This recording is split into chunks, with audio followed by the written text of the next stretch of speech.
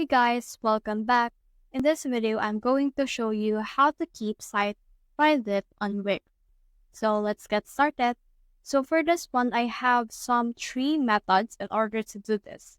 So the first method involves heading over to your Wix dashboard and then scroll all the way down on the side panel until you reach the settings option.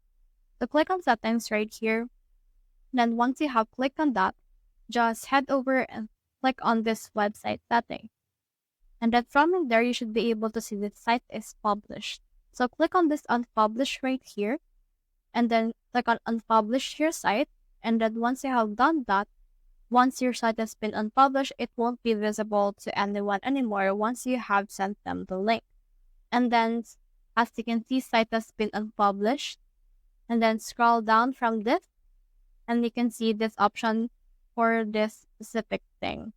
So what you can do is you can actually head over and look for the ones that you can choose this from. So as you can see, since site has been unpublished, you won't be able to see the SEO settings for that anymore.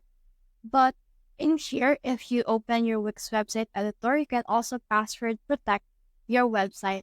So once you have password protected your website, you should be able to just keep this website to people have the password for your website.